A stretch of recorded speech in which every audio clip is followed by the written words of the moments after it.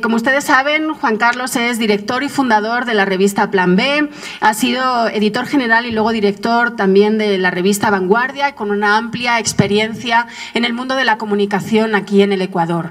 Juan Carlos nos va a presentar su experiencia en la cobertura de la situación de movilidad humana y de migración de los ecuatorianos durante la primera parte de la década de los 2000 y te doy la palabra, todo tuyo. Bueno, gracias. Buenas tardes. Primero, gracias a la gentil invitación. Yo voy a dividir esto en dos partes, 10 minutos, ¿no? Y la primera parte voy a hablar de un libro que yo trabajé, que hice lo publiqué en el 2007 y que hoy estoy empeñado en hacer una segunda parte. Este libro se llama Naufragio, Migración y Muerte en el Pacífico. Y cuando yo era director del Diario Expreso en Quito,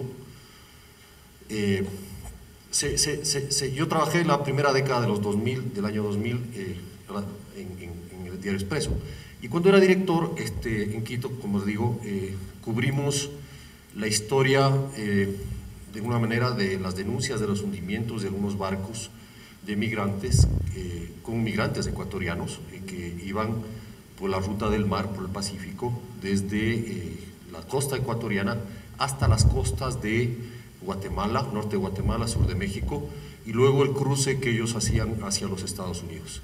Es decir, entre comillas, sueño americano, el cual la diáspora ecuatoriana se vio obligada en lo que, digamos, podría decir la migración más grande en la historia del Ecuador, de los tiempos modernos, de lo que significó la salida de los ecuatorianos luego del atraco bancario del 99, primero hacia España, la primera ola migratoria, 98-99, y luego cuando se cierra la frontera o la ruta por España hacia los Estados Unidos por la vía marítima, en la cual ocurrieron algunos fenómenos y se cruzaron algunos fenómenos, selfie, que permitieron generar esta historia. En agosto del 2005, ustedes recordarán, los que no lo conocen, que no son ecuatorianos, naufragó un barco de estos, en los cuales estos barcos, que eran barcos pesqueros en general, con capacidad para 20, 30 personas, menos, eran embutidos, perdón la expresión, de migrantes y llevados hacia los Estados Unidos, por esta ruta del mar. Cada barco yo lo calculé que costaba $1 millón, porque cada migrante pagaba un promedio de $10.000 para hacer este viaje y iban un promedio de 100 personas en cada viaje. El cálculo que yo logré hacer con esta investigación fue que entre el periodo del 2000 y 2005, más o menos, la Armada de los Estados Unidos y la Armada del Ecuador intervino cerca de 80 barcos, algunos de los cuales hundió en el mar por considerarlos un peligro para la navegación. Muchos de ellos capturados con migrantes, a los cuales se les apresó, se les devolvió al Ecuador en algunos casos, y en la mayoría de los casos se les confinó en cárceles temporales en Guatemala y en México, y en un caso que descubrí en esta investigación se les llevó secuestrados, porque esa es la palabra, a Washington, 8 de ellos que eran tripulantes de un barco que llevaba migrantes, y se los acusó de atentar contra la seguridad de los Estados Unidos y se pidió 25 años de prisión. Esta historia, como les digo, esta investigación empieza en la cobertura del hundimiento de uno de estos barcos, donde mueren 97 personas, entre el límite marítimo entre Colombia y Ecuador, cerca de 100 millas mar adentro. La búsqueda eran migrantes de la zona de Azogues, del sur del Ecuador. La búsqueda dura aproximadamente 2 semanas. En ese tiempo todo el país lloró, hubo titulares, todos los diarios abrieron constantemente durante 2 semanas. Los noticieros abrieron sus ediciones con esto, y luego de 2 semanas cuando se suspendió la búsqueda, nadie más habló de ellos. En este transcurso, la clase política, también entre comillas, lo que hizo fue ofrecer el oro y el moro a los deudos, a los huérfanos. Quedaron 120 huérfanos, niños, sobre todo niños y niñas, de estos 97 personas fallecidas. Sobrevivieron 7, ¿no? Ellos ya volvieron a irse a Estados Unidos por la misma ruta, ya están allá. Les ofrecieron casas, les ofrecieron becas, les ofrecieron cantidad de cosas que pueden ofrecer los políticos, y más o menos eso ocurre en agosto del 2005, y en septiembre, a fines de septiembre de ese mismo año, una delegación de deudos de huérfanos llega, se instala en la Plaza Grande, pone carpas y ahí hace una protesta exigiendo al gobierno, en ese tiempo de Alfredo Palacio, exigiendo al gobierno que cumpla con las ofertas. Esa misma noche son reprimidos, sacados a patadas de la Plaza Grande, con gases lacrimógenos, ¿sí?, y toletazos, y al otro día ningún medio cubrió la noticia. O sea, no había noticias sobre ellos en ningún medio. Y bueno, yo había seguido el caso y me propuse hacer esta historia porque me pareció que no podía quedar no solo este hecho en el olvido, en la desmemoria, sino que en el registro de los hechos y sus contextos de lo que fue, a mi criterio, la diáspora ecuatoriana, producto de la guerra económica que se generó contra la población del Ecuador en la primer lustro de la década del 2000.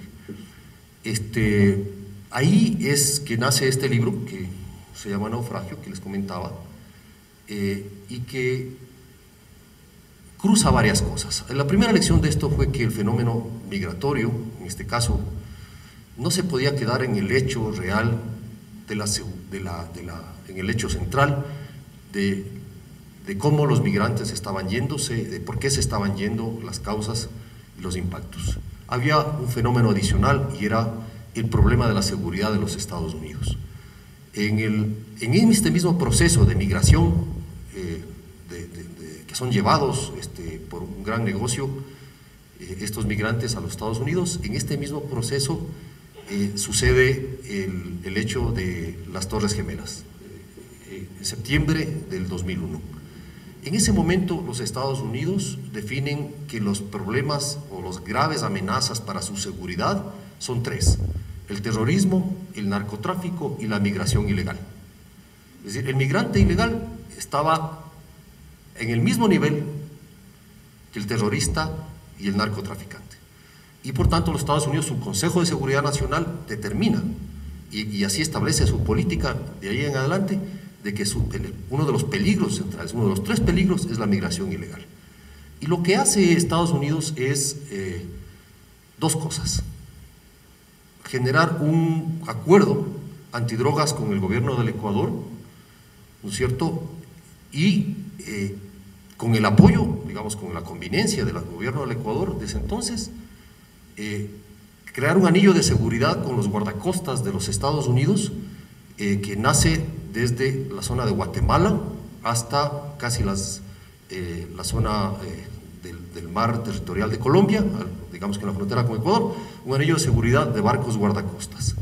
Y en el transcurso, lo que sucede con la base de Manta es que, además de ser entregada a la Fuerza Aérea de los Estados Unidos para la lucha antidrogas, el puerto de Manta es entregado en un acuerdo secreto, finalmente, que se hace público mucho después, entre las armadas de los 2 países, para que el puerto de Manta se convierta en zona o en puerto de abastecimiento y descanso de los buques de los guardacostas de los Estados Unidos en ese momento. Estos mismos buques que, con la ayuda aérea de la Fuerza Aérea de Estados Unidos, en estos grandes aviones radares que volaban aparentemente en búsqueda de drogas, iban detectando los barcos que salían, barcos sospechosos, y que no es que llevaban drogas, llevaban personas.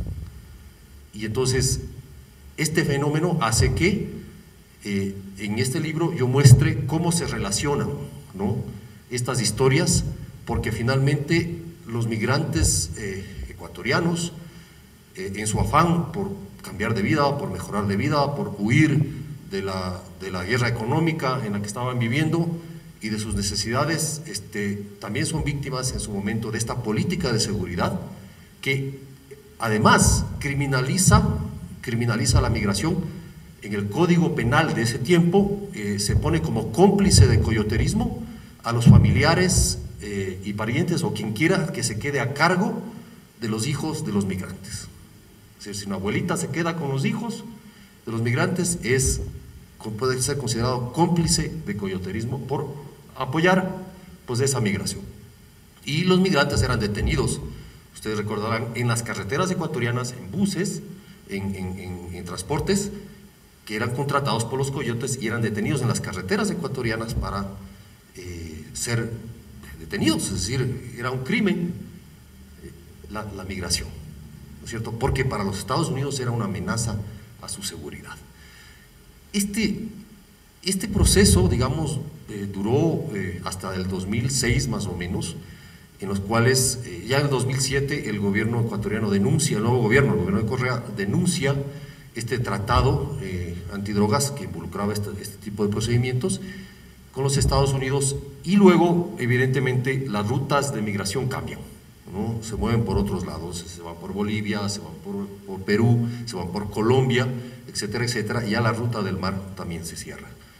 Y entonces es un proceso un poco complejo. Hay 500 personas desaparecidas del Ecuador, 500 ecuatorianos desaparecidos en ese camino, por lo menos en esos 5 años, de las que no se tiene noticia.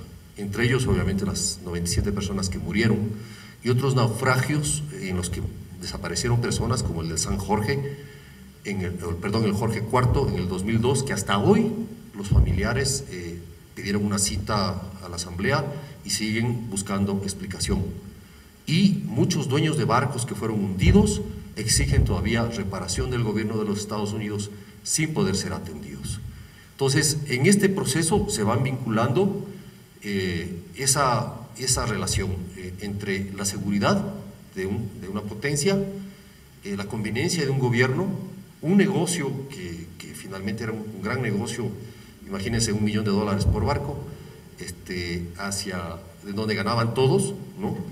Menos los migrantes, y finalmente una sociedad que cerró los ojos a esta realidad. Y yo creo que cerró los ojos por un hecho discriminatorio, es decir, quienes iban eran personas muy pobres, eran personas que quizá huían de un país, eran personas que finalmente, por ejemplo, nunca se pudo completar la lista oficial de fallecidos en este naufragio. Eran NN, de los 97 se pudieron completar 46 nombres, el resto no existieron, siguen siendo NN. Y entonces, eso el Estado ecuatoriano nunca respondió por esa historia. Parto del hecho de que es la seguridad, o sea, el enfoque en seguridad en el tema migratorio lo que imprimió esta, primero criminalización y después victimización de los migrantes, ¿no es cierto? Esta idea de que la migración, entre comillas, ilegal, era un problema de seguridad para los Estados Unidos, para el Ecuador, y que actuaron en consecuencia, Y esto generó un impacto humano profundo. Todavía no se explica este naufragio, por ejemplo, nadie investigó, nunca se formó una comisión, un comité de investigación sobre este naufragio que fue la tragedia marítima civil más grave, ¿no es cierto?, de ese tiempo en el Ecuador, y que hasta hoy no tiene un informe. Aquí se cae un avión chiquito y todo el mundo hace una comisión investigadora, hace un informe. Ahí nunca se hizo un informe, no se hizo una comisión, simplemente se cerró la búsqueda y se dijo muchas gracias.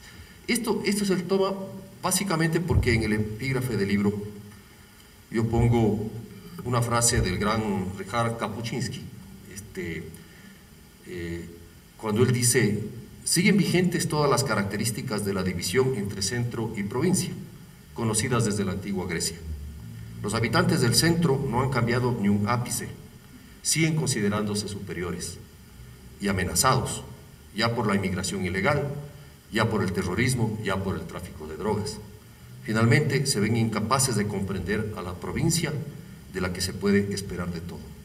Es decir, el centro siempre consideró y considera al migrante o a la periferia como una amenaza y prima el concepto de seguridad, o como dicen mis amigos de la Flaxo, de securitización. Este es un trabajo que nosotros hicimos ahí, un trabajo que es una recopilación de investigaciones que se hicieron en el tema y que finalmente son 2 años de investigación y que permitió sacar esta historia que espero pueda, yo no sé si podamos ahorita poner esto en tu pantalla.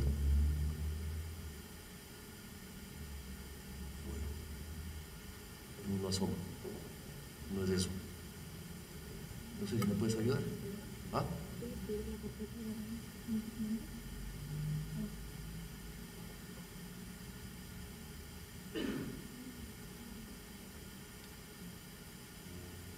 Sí, una ayudita por aquí. Ya, lo otro es que básicamente este fue un proyecto personal. Yo creo que los temas como la migración tienen una enorme complejidad y el problema del periodismo en general es que no logra capturar esa complejidad ni logra reflejar esa complejidad. Como en muchas otras temas, básicamente en la política también, lo que prima es el intento de simplificación y el intento de dividir en 2 bandos este problema o cualquier otro problema. En el tema de la migración, como en cualquier otro tema, yo creo que es fundamental aplicar la visión de la complejidad que tiene un tema de estos, la relación que tiene una cosa con la otra. Es decir, era muy claro que esta relación entre la migración, el hundimiento de los barcos, estaba relacionado con una crisis económica, con un contexto de los más pobres de este país, con las políticas de seguridad de los Estados Unidos.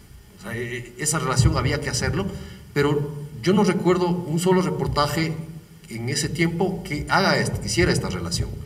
Y eso, claro, convierte el problema en un hecho, nada más, en un hecho factual, en el cual no se miden ni las consecuencias, ni los impactos, ni los contextos, ni las relaciones que puedan tener estos hechos.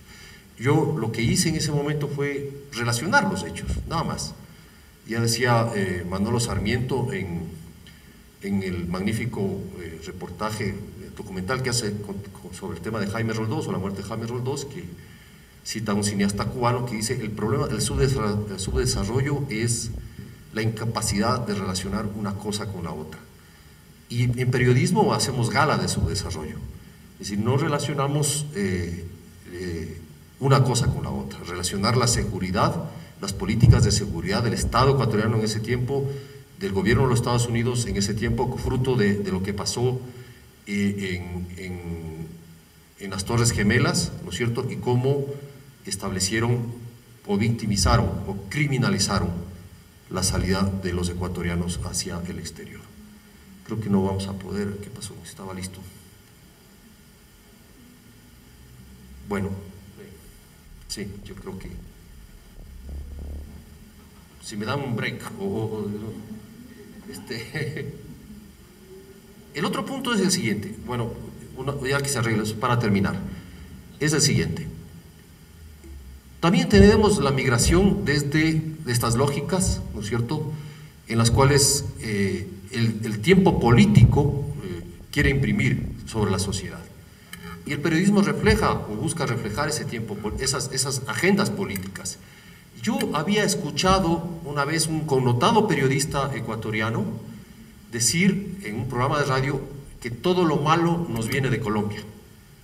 Esa fue una frase que a mí me quedó ardiendo, porque además yo soy casado con una señora colombiana, una periodista colombiana, y esto estaba directamente afectado, y mis hijas tienen doble nacionalidad, etcétera, etcétera. Ahí asomó.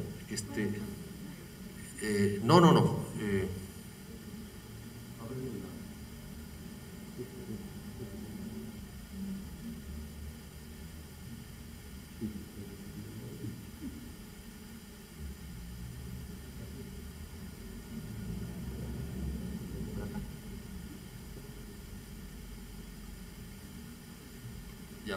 bueno, aquí está la película que les iba a pasar. Y claro, se asocia a un periodismo, de todas maneras se podía venir asociando lo que es la migración con el tema de la ilegalidad, de la inseguridad, ¿no es cierto?, de la amenaza, del conflicto, etcétera, etcétera. Pero el tratamiento de la migración también tiene un sentido periodístico mucho más lúdico y mucho más comprensivo para entender lo que significa el tratamiento periodístico de un tema migratorio sin entrar, o sea, existen conflictos obviamente, existen conflictos culturales, pero sin entrar en esta lógica de la seguridad, de la amenaza, de la ilegalidad. Teníamos una sección muy fuerte en El Expreso que se llamaba Grandes Temas, en los cuales abordábamos por entregas, en este caso 7, 8 entregas, ¿cierto?, cada vez. Ahí asomó, por ejemplo, algunas otras historias interesantes, pero en este caso abordamos, por ejemplo, el tema de la migración china en Guayaquil, porque El Expreso obviamente tenía una vocación local, ciudadana, y ahí fuimos trabajando en 6 entregas qué es lo que significó la migración, o significaba en ese momento la migración china en Guayaquil. Y lo que fuimos fue, como decía Matías anteriormente, es decir, anda y ve, anda y haz la reportería. O sea, ir a la calle, trabajar con la gente, mirarlos cara a cara, saber sus historias, y como dice Edgar Morán, con una ética de la comprensión y con una ética de la compasión, ¿sí? Es decir, comprender la otredad y entender cómo esa ética nos permite a nosotros no poner nuestras convicciones al servicio de los migrantes, sino al servicio de los hechos, porque lo que estamos haciendo con esto es trasladar una cultura a otra. Nosotros como mediadores, como periodistas mediadores que somos, trasladamos, en este caso, la cultura china, ¿sí?, a un lector guayaquileño que convive con los chinos, que convive con muchas otras migraciones, pero que no, digamos, no conoce los detalles. Y ahí empiezan las historias, ¿no es cierto? Hicimos un formato de personajes, por ejemplo, de un instructor de taekwondo en Guayaquil, y cómo va caminando en su proceso de adaptación a la sociedad guayaquileña. Y luego, claro, el tema más abajo del tema de las mafias, etcétera, etcétera, que nos permitía ir contando un poco la historia que podía salir, ¿no? El sueño chino, el idioma no impide progresar. O sea, nosotros lo que hicimos fue un esfuerzo estético, además. O sea, en periodismo hay que tener ambición estética. O sea, si no lo hacemos así es complicado. Entonces fíjese cómo hicimos la columna, ¿no?, de datos, ¿sí? Teníamos un diseñador que se inspiraba en estos casos y que teníamos en el formato una historia ancla, en este caso de Lin Nei Chiang, ¿no?, cómo empiezan en el proceso de cocina y se va adaptando al restaurante, las voces de los chinos, las voces de especialistas, cifras, ¿sí?, y cómo se van adaptando a este proceso. En la tercera entrega hacemos sobre los productos chinos, es decir, varios ejes en los cuales tratamos de reflejar la complejidad de la migración china, ¿sí?, desde la educación, desde la adaptación, los comercios, todo lo que significaba la integración comercial de China, etcétera, etcétera, hasta la historia, por ejemplo, de Wilson Kung Ping Leong Li, un nombre es largo, que ustedes habrán comido alguna vez, productos de Oriental, el chinito, ¿sí?, este tallarín, el chinito, que todo el mundo lo compra hoy porque es bueno y barato. ¿Cómo empieza él? Perdón la propaganda, y cómo se va, hoy es el inversionista chino, después obviamente de la nueva migración empresarial, que más grande del Ecuador, ¿no? Leong Li, y luego ese es el otro eje, y desde la cultura, ¿no?, el otro eje, el eje cultural. la sazón que enamoró a Guayaquil. En ese mismo concepto hicimos una historia, una serie sobre los colombianos de Guayaquil, porque se generaba mucho prejuicio sobre los colombianos en el Ecuador. Y con la nueva migración colombiana se había generado un prejuicio, como decía hoy muy connotado periodista, que decía todo lo malo nos viene de Colombia. Y resolvimos precisamente tomar a los colombianos que viven en Guayaquil desde todos los ejes posibles que nos permitían reflejar esa complejidad, es decir, desde su cultura, desde sus negocios, desde su forma de vender, desde todo, es decir, su cotidianidad, etcétera, etcétera. Y eso nos va como dando una visión distinta del tema migratorio y nos permite pues reflejar la humanidad, como digo, siempre reflejar la complejidad, pero también desde una ética de la comprensión y de la compasión, porque de hecho, más allá del significado cristiano, que no lo tiene,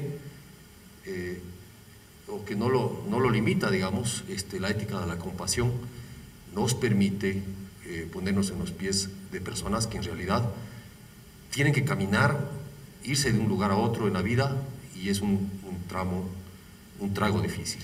Muchas gracias.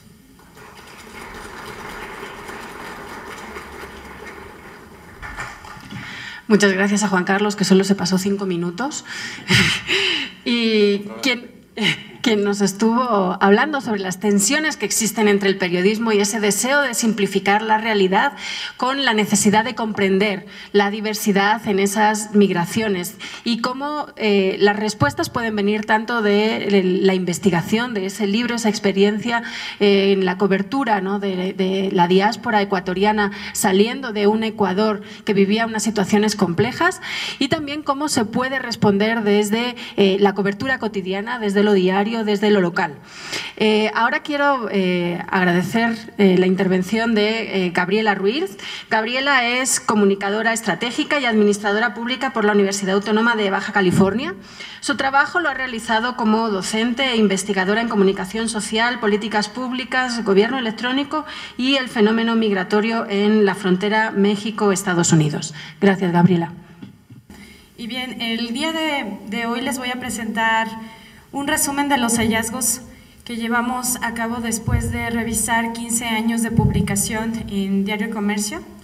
El objetivo no es decir esto está mal, hay algo mal hecho, sino revelar a través de métodos científicos cómo hay temas que deben atenderse en el oficio para mejorar la representación, la visibilidad de los grupos vulnerables, como son, por ejemplo, los migrantes, los desplazados, los refugiados, los apátridas.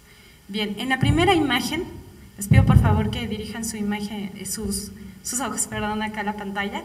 Miren, voy a presentar una serie de fotografías y de extractos de textos que se sacaron de los periódicos entre el 2000 y el 2014. Bien, hay algunos textos que van a revelar, por ejemplo, estos componentes de xenofobia, de miedo al otro, y también cómo se ha ido tratando la imagen de estos grupos vulnerables, incluyendo niños, adultos, ancianos, etc. Muy bien, en el primer texto tenemos algo que quiero leerles. Ante esto, ahorró dinero, se despidió de su familia y cruzó el río San Miguel hasta llegar a Nueva Loja, en donde ha trabajado como empleada doméstica. Bien, vamos a empezar. Periodismo y datos, movilidad. ¿Cuáles son las fuentes? Bueno, después de revisar, como les decía, estos 15 años en el proyecto, nos hemos dado cuenta que las fuentes son las mismas y están en los extremos. Por un lado están las fuentes gubernamentales, que siguen siendo Cancillería, Secretaría de Relaciones Exteriores, como le quieran denominar, y en el otro extremo están las organizaciones internacionales como ACNUR, la organización que se encarga de cubrir el tema de migraciones, etcétera. Así de extremas son las fuentes. Y contra ellas está probablemente también el uso, el recurso de las fuentes testimoniales. Entonces, hacer un hincapié en este sentido de que la migración es un fenómeno demográfico bastante difícil de definir, que los expertos de migración nos recomiendan que no necesariamente recurramos a los censos, sino que tratemos de consultar fuentes como encuestas diseñadas específicamente para evaluar el tema de migración. Podemos preguntarnos cuántas de esas encuestas diseñadas para revelar la situación de los migrantes se han hecho en el Ecuador. Pues son muy pocas y de un alcance de tiempo bastante corto a mediano plazo que no logra reflejar la situación de los migrantes. Muy bien. En el siguiente punto quisiera también comentarles que hay una difícil situación en cuanto al uso de los términos, muchas confusiones, no se entiende muy bien a veces en estos textos periodísticos qué es un emigrante, un inmigrante, un desplazado, refugiado, y la confusión más grave que nosotros llegamos a detectar es en el tema de trata y tráfico de personas. En estos 15 años tomamos alrededor de 4.000 notas de prensa válidas para estudiar el fenómeno migratorio en fronteras ecuatorianas con sus pares, ¿no? Y los términos que más se han utilizado en este sentido son los de desplazados, refugiados y de migración. De los tres, el de refugiados logra concentrar la mayor densidad de notas de prensa, pero cuando ustedes revisan los contenidos de las notas de prensa, el problema que detecta en este caso particular la fuente que consultamos no es la de los refugiados, sino más bien la de la migración en sí misma. Esto quiere decir que probablemente se está cerrando los ojos ante un problema que en realidad debería atenderse por cuestiones de derechos humanos y por políticas públicas que actualmente tiene el país. Bien, esta es una gráfica en donde podemos ver el comportamiento de estas notas de prensa desde el año 2000 al 2014 y ustedes pueden ver que dependiendo de coyunturas específicas como la que nos antecedió del debacle económico en el 2000, concentra una gran cantidad de notas de prensa precisamente alrededor de este tema de cómo los ecuatorianos estaban saliendo del país. Tenemos otra coyuntura importante, por ejemplo, que es la de la desmovilización de la SAUC en Colombia, también el tema de Angostura en 2008 y cambios de las políticas públicas a lo largo de estos años, por ejemplo, la declaratoria de Ecuador como un país de fronteras abiertas, que puedan incidir o no en un contexto internacional en el comportamiento de estas notas de prensa. Y esto depende muchísimo de la agenda setting, de los propios proyectos y objetivos que tiene la industria del periodismo, como debería estudiarse a estas empresas de información. Bien, estos son un tema actual o dos temas actuales, ¿no? Ecuador es usado para mover migrantes, uno de los titulares, y en la otra columna se puede mostrar dos notas que hacen referencia al flujo migratorio de haitianos que pasan por Ecuador. Como ya también se ha mencionado en esta jornada, el problema radica muchísimo en la ausencia de una complejidad que se puede expresar en las políticas públicas a las que se refieren tanto las fuentes consultadas por el periodista a las fuentes que se utilizan para referir los datos numéricos de población en movilidad. Bien, entonces rápidamente voy a pasar estas diapositivas, pero para mostrar algunos de los actores y de estos extractos en texto, no e imagen.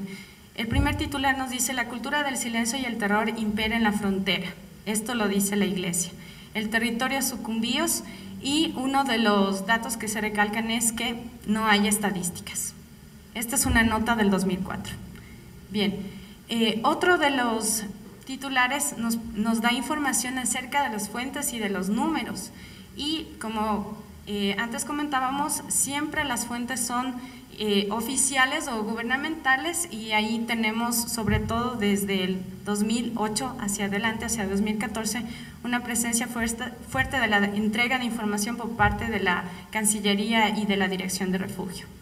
Bien, se recurre a la sociología, a la economía, pero de manera desarticulada. El Ecuador tiene un gran problema para acceder a los datos de las fuentes gubernamentales.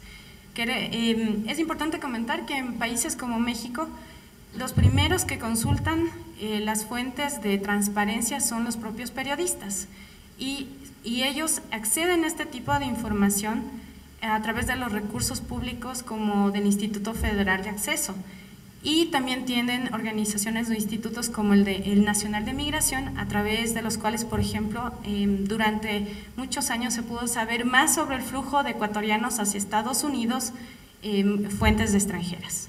Bien, aquí tenemos una diapositiva donde se puede ver algunas de las infografías, mapas que utiliza esta fuente en particular de consulta, donde el componente de nacionalidad de esta movilidad siempre es importante, pero vamos a ver el tipo de uso que se le da para mostrar cómo se comporta este flujo. Otro de los componentes importantes son los testimonios y los paisajes. Les muestro una información que recuperamos del 2001.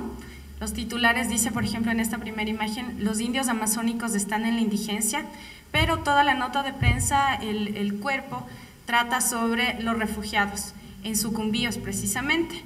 Entonces, la fotografía ha sufrido una evolución de cómo se utiliza actualmente para el tratamiento de estos temas informativos. Entonces va a ser obvio ahora que pasemos a la siguiente. Bien, testimonios y paisajes, seguimos en este punto. Esta es una gran crónica que se realiza también sobre la población refugiada en Sucumbíos, y ahí podemos ver que son importantes, como ya se había mencionado también, siempre ubicar en tiempo y espacio el tema del que se está hablando y a los actores. Las funciones que va a desempeñar allí el periodismo son descriptivas y explicativas. El tema es que si va a hacerse una entrega totalmente descriptiva, a veces nos hallamos porque nos hemos dado el trabajo de recuperar todos los nombres de las poblaciones, parroquias rurales, urbanas, ciudades, las enlistamos para saber si en realidad existen o están referidas en los centros de información del gobierno nacional. Y resulta que gracias al periodismo, a esta cobertura que se realiza con los actores en el lugar, en territorio, se puede dar cuenta de los territorios que ni siquiera existen para el país. Territorios que están olvidados, que han aparecido a veces por cuestiones de contrabando en la frontera con Colombia, territorios que pueden estar hoy y mañana no, y en esos están asentados estas poblaciones vulnerables. Los géneros que se utilizan predominantemente son noticia, crónica, reportaje y la fotografía. Pero también hacer aquí una aclaración de que vemos que el uso del género noticioso, en lugar de beneficiar la comprensión del tema de movilidad humana, en muchos de los casos perjudica esta comprensión de la complejidad, porque prácticamente se convierte en un repetidor de los boletines de prensa de las instituciones gubernamentales y recurre a una o máximo dos fuentes de información para lograr una noticia. En ese caso, la riqueza de estos géneros como la crónica o el reportaje nos dan cuenta de lo que viven las situaciones, lo que viven los pobladores en frontera, quienes están atravesando situaciones de vulnerabilidad o de movilidad. Y bien, hablando particularmente de la fotografía, pues, por ejemplo, vamos a ir a esta nota, en donde actualmente, gracias también a todo el marco normativo que existe para ejercer el oficio, existen estas nuevas reglas para proteger la identidad, el anonimato de los refugiados, por ejemplo. Bien, está este otro componente siempre de violencia. En realidad vamos a ver que toda la narrativa alrededor de los textos periodísticos tienen un componente de violencia bastante fuerte. La gran historia que se cuenta de los migrantes o de la gente en movilidad en frontera que ingresa al Ecuador, que son inmigrantes, en algunos de los casos es una historia de violencia, es una historia de continuo conflicto, de tensión en la frontera.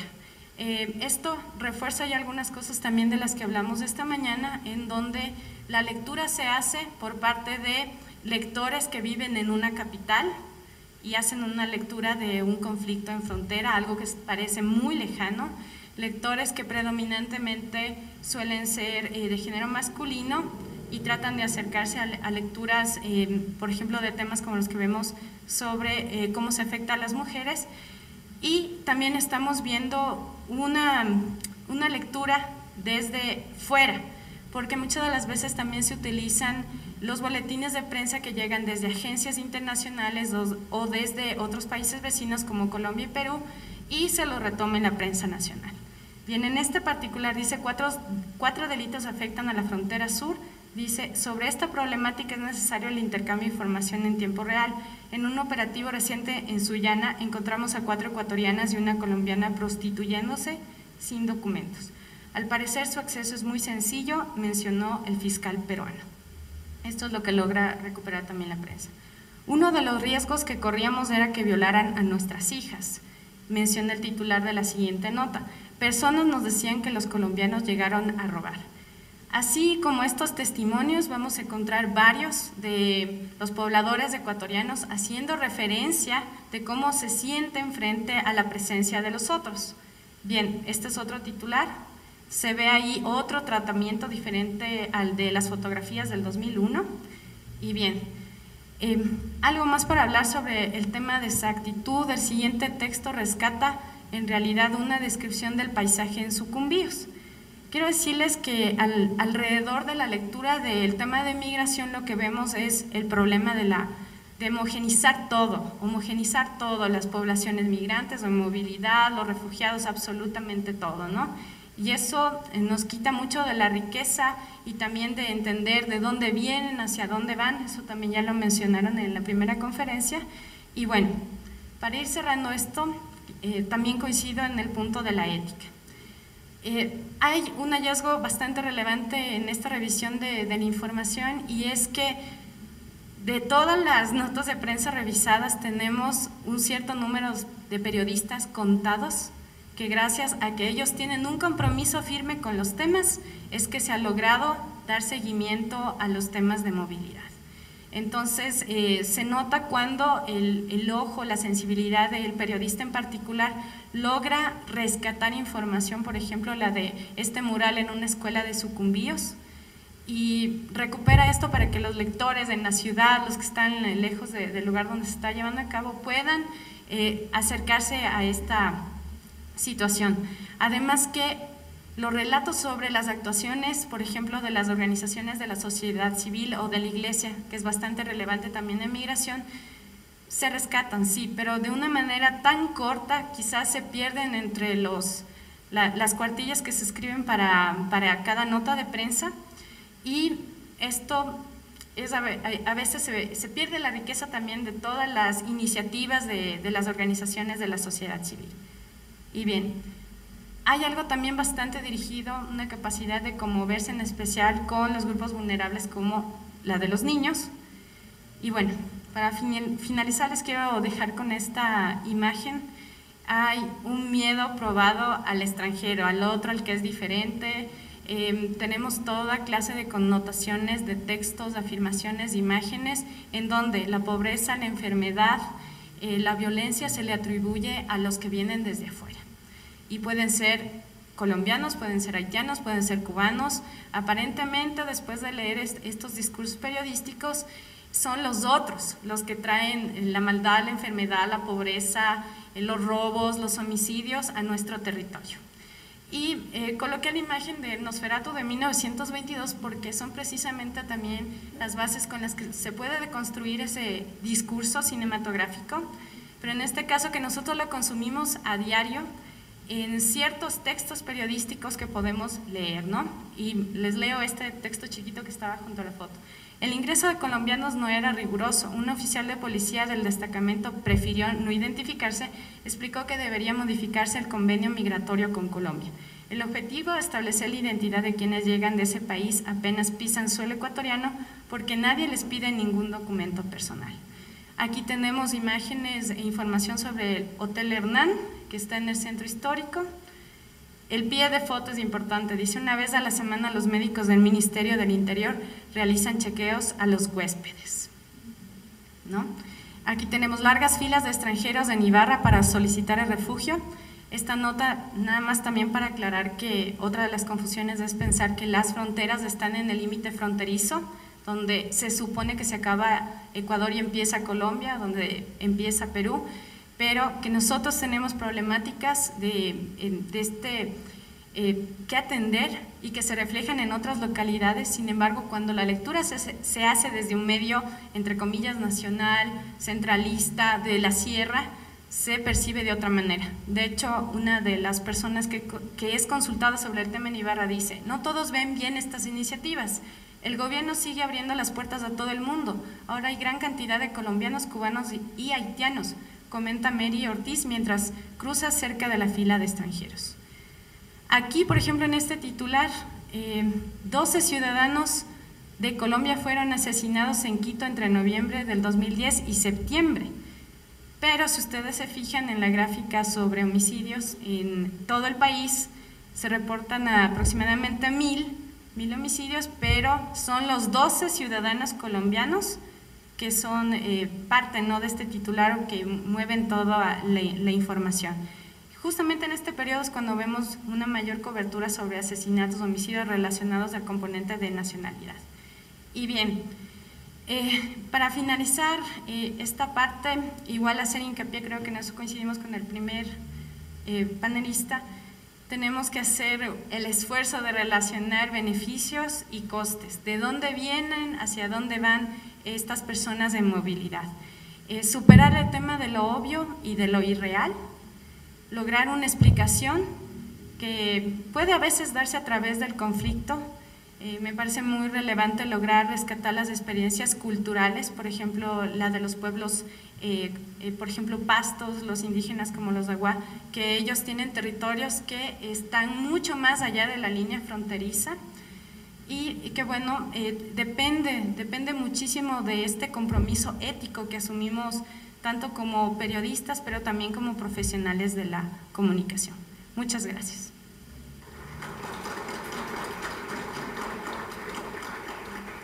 Te cedo la palabra. Gracias. Chévere, muchas gracias. Yo creo que voy a hacer un enfoque un tanto diferente de lo que creo que esperan.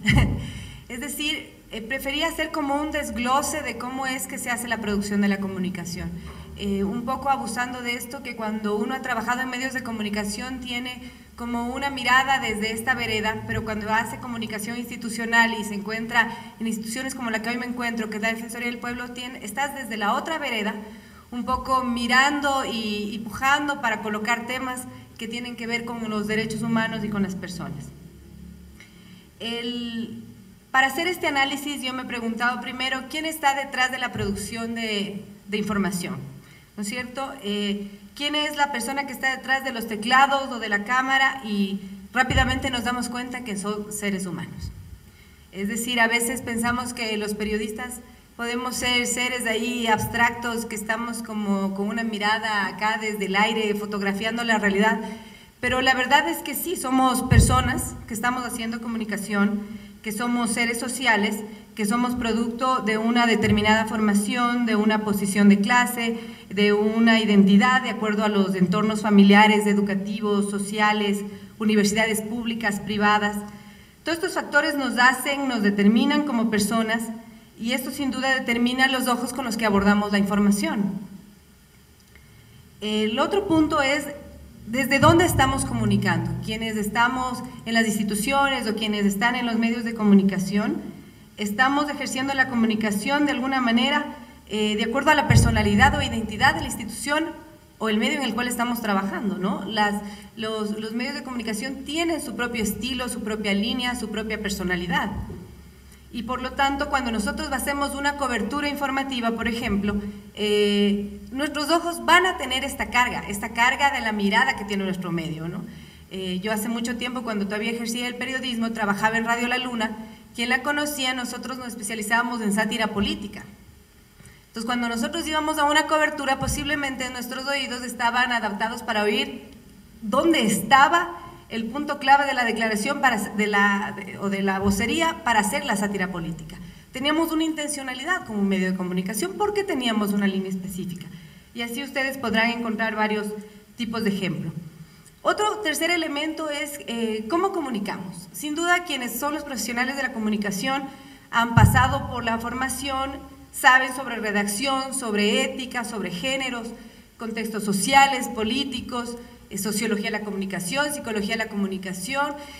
Sin duda, yo creo que este es un punto que hay que aclarar. Cuando un periodista se enfrenta a una nota, a una cobertura, no es que está faltando a su ética, posiblemente solamente no tiene la mirada exacta o las palabras precisas para hacer la información. Y yo aquí quiero citar, y siempre la cito, a una distinguida colega, María Belén Arroyo de Vistazo, que una vez en un taller de comunicación nos dijo: ningún periodista se levanta en la mañana y dice, bueno, ¿a quién voy a discriminar hoy? Sino que cuando ejercemos la profesión, cuando estamos en el ejercicio periodístico, la dinámica que tenemos, la velocidad, el tiempo, la premura, redacta, sal al aire, se nos pueden pasar temas porque no los tenemos incorporados como parte de nuestra formación y parte de este elemento humano que somos. ¿Cuál es el reto? ¿Cómo conjugamos lo que nosotros somos como seres sociales, el medio o la institución a la cual nos estamos perteneciendo, y este ejercicio profesional en esto que hablábamos, que es la velocidad de la información? En esta dinámica, por ejemplo, abordamos temas que pueden quedarse en la superficie. Bien lo señalaban mis colegas que me antecedieron en la palabra, que muchas veces el género noticia, por ejemplo, es tan abrumador que tienes que sacar en un titular y 2 párrafos lo que sucedió en tu cobertura, ¿no es cierto? Y generalmente nos concentramos en el número de personas, nos encantan los números, los muertos, los heridos, la nacionalidad y la etnia. Y podemos terminar con un titular que diga: 4 colombianos de raza negra, ahora ya somos más políticamente correctos y utilizamos el lenguaje adecuado, decimos afrodescendientes, aparecen muertos en frontera. ¿Sí? No hay tiempo para profundizar, no sabemos qué pasó, no tuvimos tiempo para hablar si estaban desplazados, no estaban desplazados, quizás había mujeres entre ellos, no sabemos qué pasó con esas mujeres, o sea, no nos da tiempo ni para la mirada de género, ni para el enfoque de derechos humanos, para un análisis del conflicto, para un desplazamiento, qué pasó, si había adultos mayores, etcétera. En este punto estamos llegando a que en el ejercicio periodístico hay muchas variables, que es el tiempo, la formación, las fuentes, el tipo de cobertura, el tipo de género que elegimos, pero por otro lado también está la movilidad humana, que tiene muchísimos otros antecedentes para ser abordada. Y aquí yo quiero hacer un énfasis, ¿no?, en que recordemos, antes de pasar un poco un acápite de qué entendemos nosotros por las personas que están en desplazamiento forzado o involuntario, ¿no? Primero, recordar que son seres humanos que están en tierras ajenas, donde se come otra comida, donde se habla de otra manera, donde se vive en otro clima, donde se llama de diferente forma a las cosas, y esto sin familia, sin amigos en muchos de los casos, ¿no? Esto como parte de las variables que hablábamos de las personas que se encuentran en movilidad humana. Ahora, el reto es, ¿por qué yo hago todo este señalamiento, ¿no?, de que existe todo esto en la mesa para ser leído, para ser interpretado? Porque resulta que nosotros como comunicadores sociales somos agentes socializadores y por lo tanto somos sujetos de credibilidad. La sociedad, yo he puesto las ideas fuerza en el PowerPoint un poco para tener un PowerPoint y que me acompañe en la narración, sea que la sociedad con su estructura de relación establece dinámicas de conocimiento en la que se coloca ciertos emisores en un rol privilegiado. Los coloca como agentes socializadores. Esto es parte de la teoría, el desarrollo de la sociología de la educación, ¿no? Esto cumple en funciones, conscientes o no, de emitir mensajes a más de un individuo y generar aprendizajes, conductas y prácticas. Por ejemplo, la familia es un agente socializador, los grupos de iguales, las instituciones educativas, los religiosos, los medios de comunicación social, todos ellos son grupos de influencia. Después vamos a ver como en una gráfica cómo es que todos ellos se conjugan para la creación de los imaginarios, ¿no? Parte de las características de los agentes socializadores es que tienen el poder de emitir información siendo sujetos de absoluta credibilidad. Este es un reto enorme cuando uno tiene este privilegio dentro de la sociedad, y esta información es asumida por los receptores y reproducida una y otra vez. Esta información de un sujeto que para mí es sujeto de credibilidad se convierte indiscutiblemente en una verdad. Ya vamos a ver cómo construimos esto.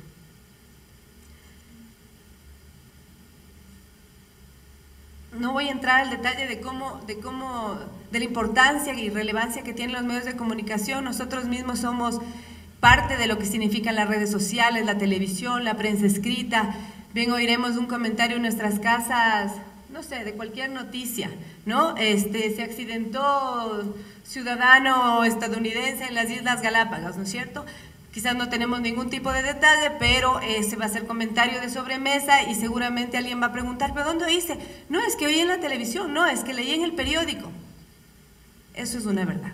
Está en un medio en el cual es sujeto de credibilidad.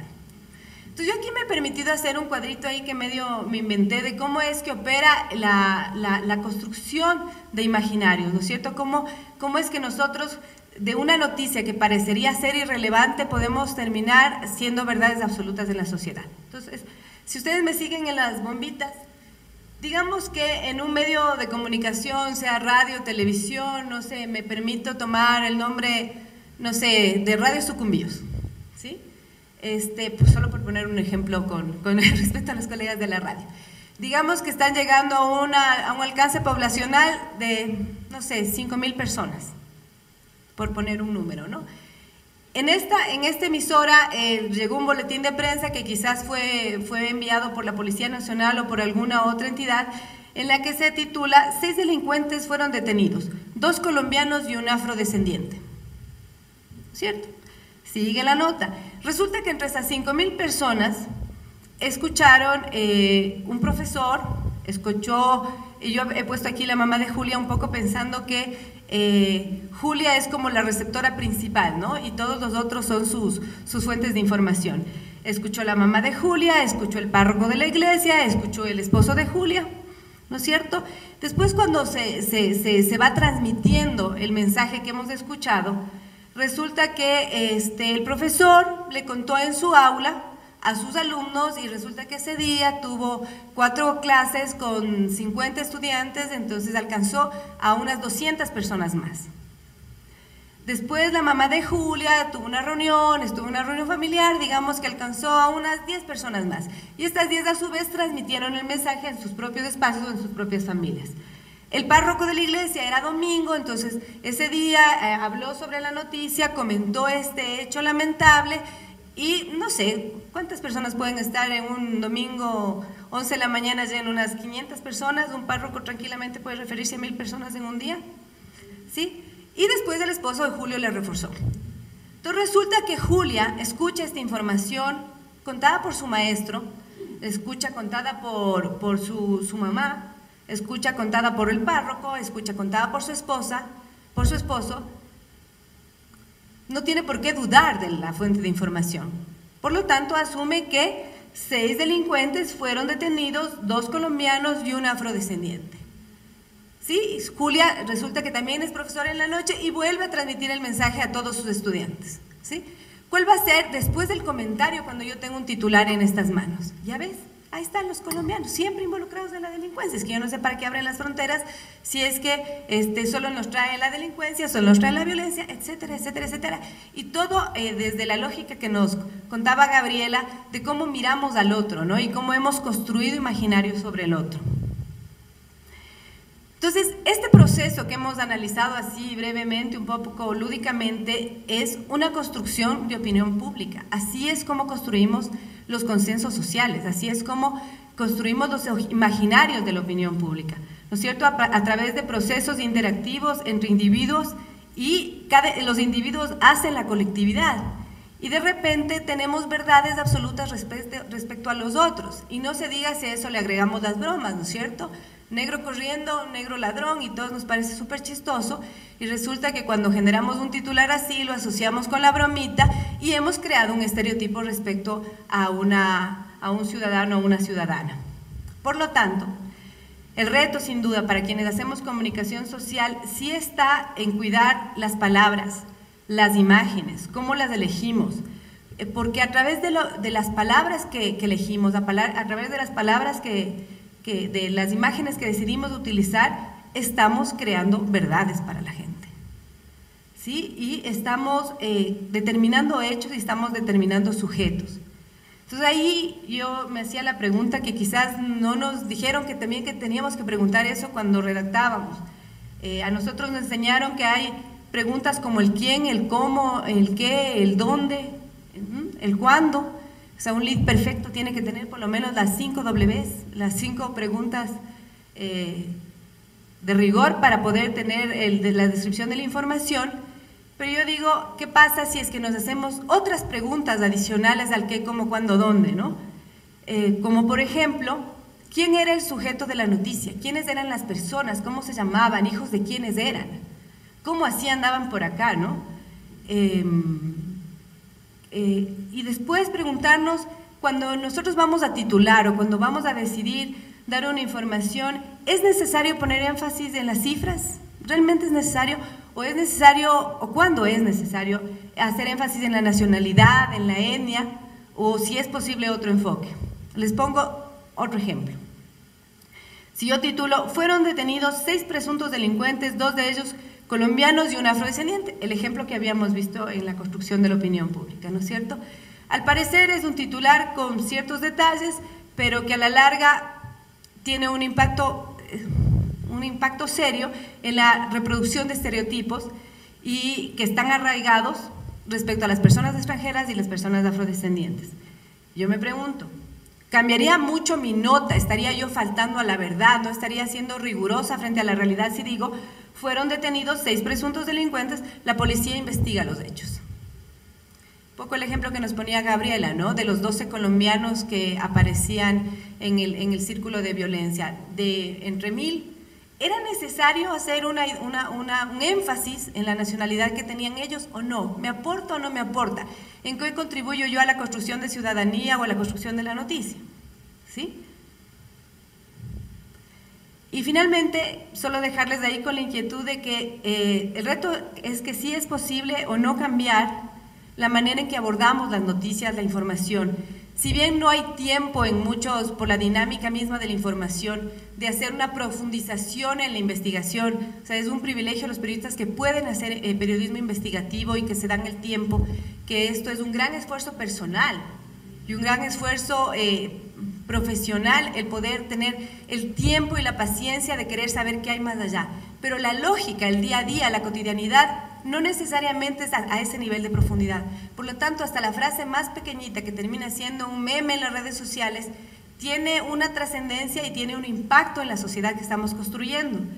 Entonces, ahí el reto es cómo construimos, cómo elegimos lo que vamos a decir para construir sociedades diferentes, sociedades excluyentes, que un poco reviertan este contrato social en el cual estamos un poco normalizados y adaptados a mirarle al otro como raro, al mirarle al otro como delincuente, al mirarle al otro como otro y no igual a mí. En vez de destacar la diferencia o sobresalir que somos complementarios, siempre estamos tratando de buscar lo malo que es del otro. Un poco ya Gabriela hizo énfasis en eso y creo que se conecta con esto que acabo de decir. Gracias.